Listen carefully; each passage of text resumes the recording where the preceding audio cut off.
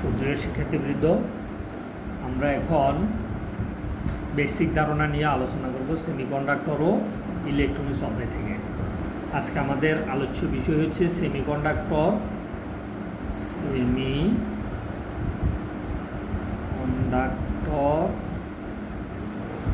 ও electronics.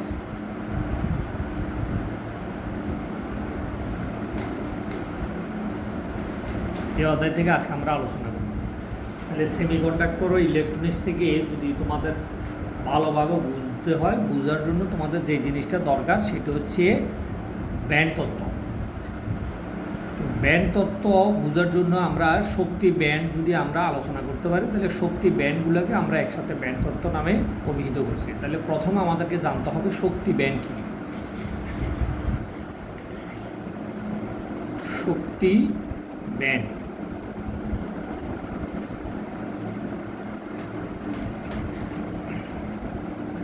তাহলে আমাদের এখানের মূল গুরুত্বপূর্ণ জিনিস হচ্ছে শক্তি ব্যান্ড। শক্তি ব্যান্ড যদি তোমরা বুঝো তাহলে সেমিকন্ডাক্টর ও ইলেকট্রনিক্স ভালোভাবে বুঝবা।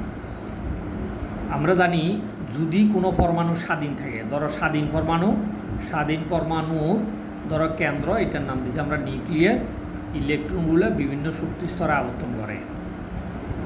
যে কোনো স্বাধীন পরমাণু ইলেকট্রনগুলো বিভিন্ন যে কক্ষপথে আবর্তন করে, ওই কক্ষপথগুলোকে আমরা নাম দিচ্ছি শক্তি স্তর। ধরো ইলেকট্রন যে শক্তি স্তরে ইলেকট্রনগুলো আবর্তন করতেছে, ওই শক্তি স্তরের প্রত্যেকটা ইলেকট্রনের শক্তির মান সুনির্দিষ্ট যখন পরমাণুটা স্বাধীন থাকে। ধরো স্বাধীন পরমাণুর এটি একটা ইলেকট্রন বাইরের শক্তি স্তরের, এর শক্তির একটা সুনির্দিষ্ট মান আছে। এইটা ধরো আরেকটা ইলেকট্রন, এরও শক্তির একটা সুনির্দিষ্ট মান আছে। এইটা ধরো আরেকটা ইলেকট্রন, এরও শক্তির একটা সুনির্দিষ্ট মান আছে। তাহলে এই মানগুলা সবগুলো ইলেকট্রনের জন্য একই থাকে, তখন এই স্বাধীন পরমাণুর কোনো শক্তি ব্যান্ড থাকে না।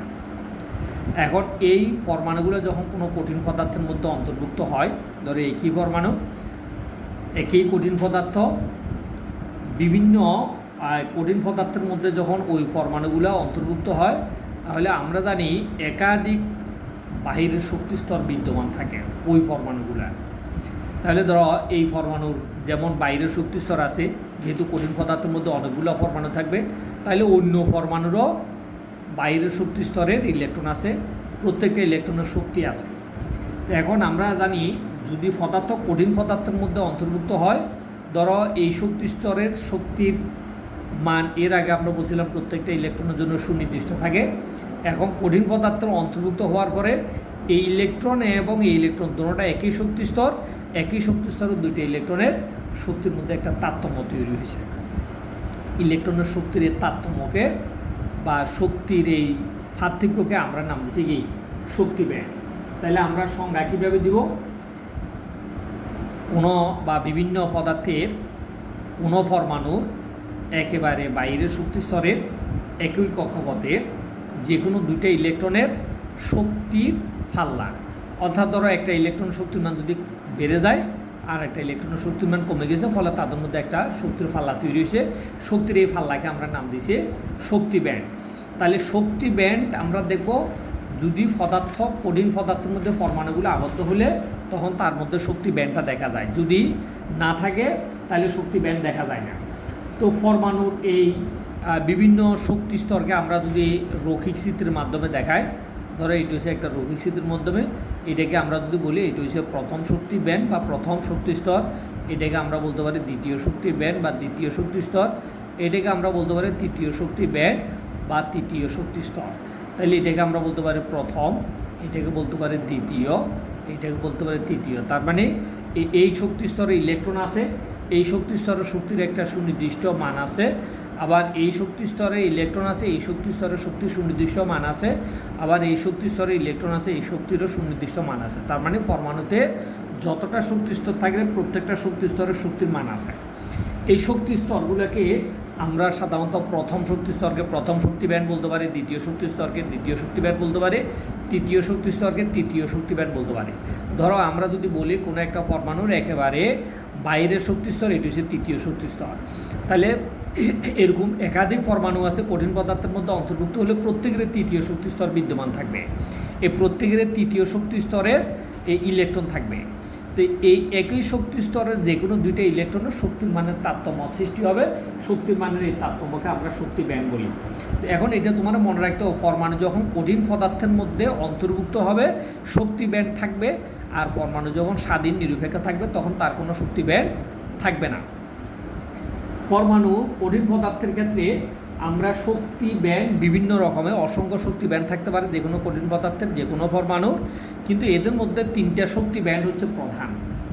এই তিনটা শক্তি ব্যান্ড আমরা নামকরণ করছি, একটাকে নামকরণ করছি যোজন ব্যান্ড, একটাকে নামকরণ করছি আমরা পরিবহন ব্যান্ড, আর একটাকে নাম করছি আমরা নিষিদ্ধ ব্যান্ড। তাহলে এখন পরমাণুর মধ্যে শক্তি ব্যান্ড হচ্ছে কয়টা? শক্তি ব্যান্ড হচ্ছে তিনটি। তাহলে তিনটি শক্তি ব্যান্ডের একটাকে আমরা নাম দিয়েছি যোজন ব্যান্ড, একটাকে নাম দিয়েছি আমরা পরিবহন ব্যান্ড, আর একটাকে নাম দিয়েছি আমরা নিষিদ্ধ ব্যান্ড।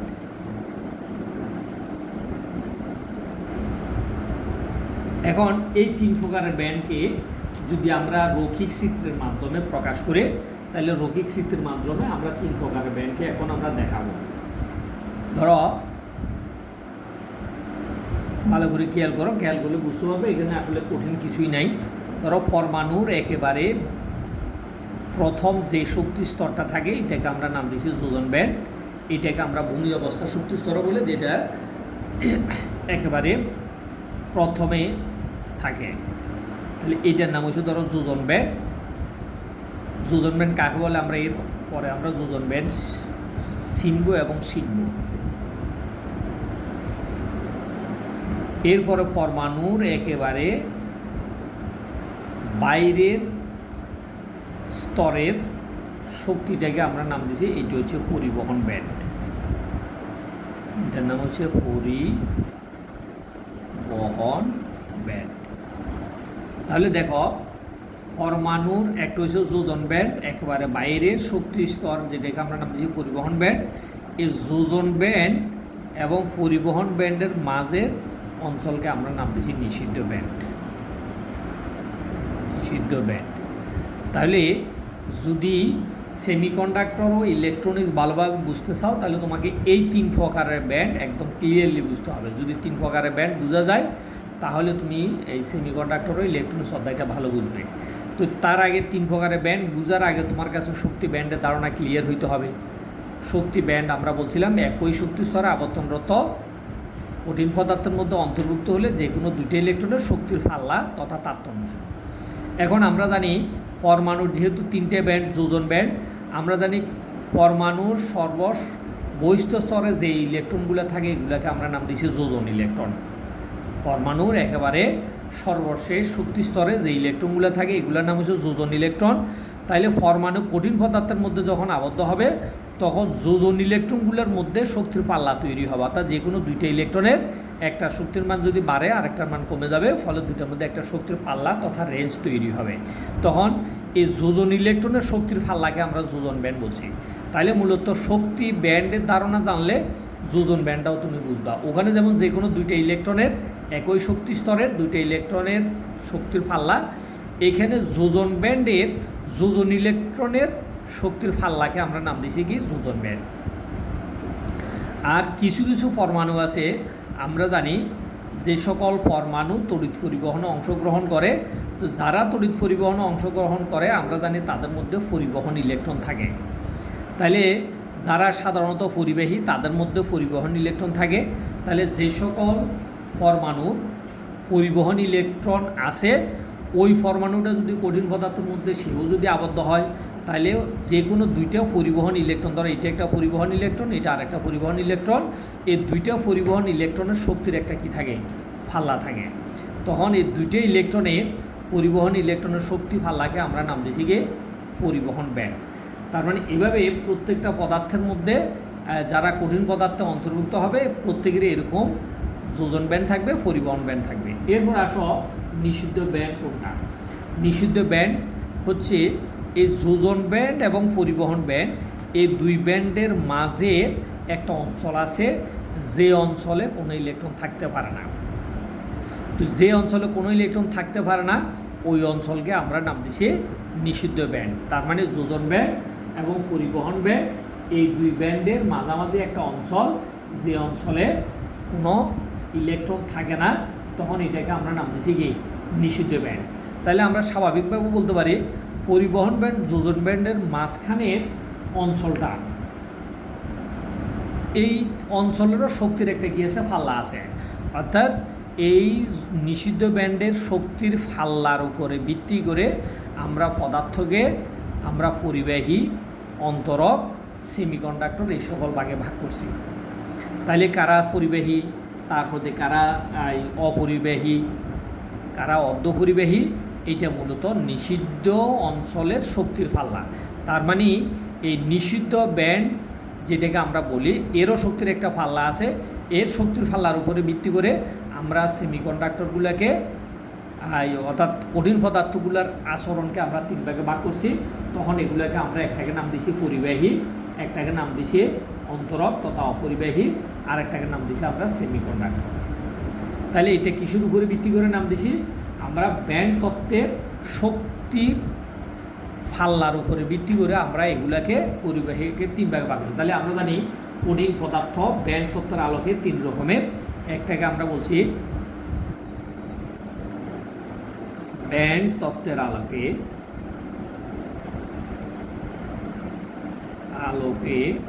কঠিন পদার্থ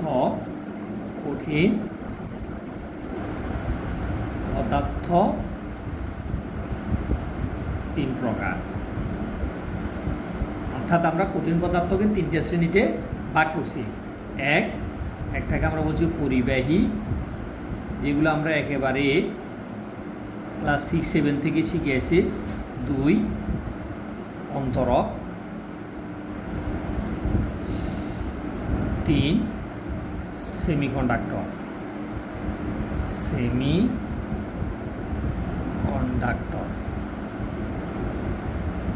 তাহলে এই ব্যান্ড তত্ত্বের আলোকে তোমাকে বলবে কঠিন পদার্থের আচরণ ব্যাখ্যা করো। তো আচরণ মানে কঠিন পদার্থ পরিবাহী কী ধরনের আচরণ করে, পরিবাহীর বৈশিষ্ট্য, অন্তরক কী ধরনের আচরণ করে, অন্তরকের বৈশিষ্ট্য, সেমিকন্ডাক্টরের বৈশিষ্ট্য। এগুলো আমরা কিন্তু একবারে 9-10ও করছি, ক্লাস 6-7ও করছি। যার ভিতরে দিয়ে তড়িৎ প্রবাহ যায় তাকে আমরা স্বাভাবিকভাবে বলি পরিবাহী, যার ভিতরে তড়িৎ প্রবাহ যেতে পারে না তাকে আমরা স্বাভাবিকভাবে বলি অন্তরক, আর যাকে আমরা বলি পরিবাহী অন্তরকের মাঝামাঝি তাকে আমরা বলি সেমিকন্ডাক্টর। কিন্তু এগুলো আসলে তার কোনো সঠিক কোনো ডেফিনিশন নয়, এটা তার সঠিক পরিস্থিতিও নয়। তার সঠিক পরিস্থিতি হচ্ছে ব্যান্ড তত্ত্বের আলোকে যেটা আমরা দেবো, এটি হচ্ছে তার সঠিক পরিস্থিতি। এখন দেখো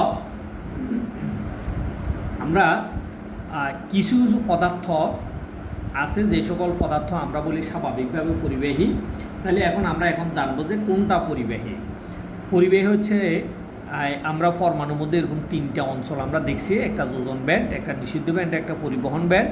তো যে সকল পরমাণুর যোজন ব্যান্ড প্রায় শূন্য থাকে, যোজন ব্যান্ড প্রায় শূন্য থাকে, পরিবহন ব্যান্ড অর্ধপূর্ণ থাকে অথবা প্রায় শূন্য থাকে।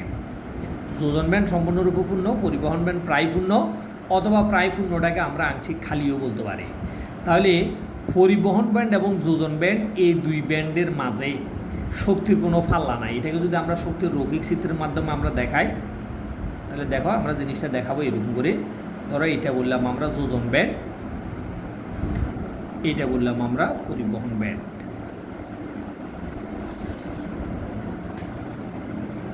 তাহলে যোজন ব্যান্ড, পরিবহন ব্যান্ড, এই দুই ব্যান্ডের মধ্যে আমরা বলছিলাম যোজন ব্যান্ড এটা প্রায় শূন্য থাকে বা সম্পূর্ণ পূর্ণ, পরিবহন ব্যান্ড আংশিক খালি থাকে অথবা প্রায় পূর্ণ থাকে। এটা হচ্ছে পরিবহন ব্যান্ড। এই যোজন ব্যান্ড পরিবহন ব্যান্ডের এই মাঝখানের যে অঞ্চল, এই অঞ্চলে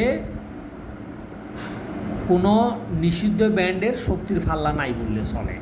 অর্থাৎ আমরা বলতে পারি যোজন ব্যান্ড যেন পরিবহন ব্যান্ডের উপরে উপরিলেপন হয়ে আছে। তাহলে এই পরিবহন ব্যান্ড, যোজন ব্যান্ড একটা আরেকটার উপরে যদি উপরিলেপন হয়ে থাকে, একটা আরেকটার সাথে যদি এরকম সংস্পর্শে থাকে, তাহলে অনায়াসে এই পরিবহন ব্যান্ড, যোজন ব্যান্ড থেকে ইলেকট্রন পরিবহন ব্যান্ডে চলে যেতে পারে। এটি হচ্ছে যোজন ব্যান্ড। যোজন ব্যান্ড থেকে ইলেকট্রন অনায়াসে কোথায় যেতে পারে? পরিবহন ব্যান্ডে যাইতে পারে।